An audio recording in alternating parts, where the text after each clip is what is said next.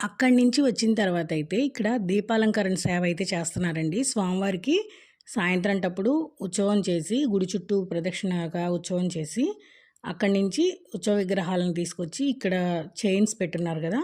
వాటికి పెట్టి సేవ చేస్తారంట. అంటే పాటలు అవి పాడుకొని భజనలాగా చేసుకుంటారంటండి.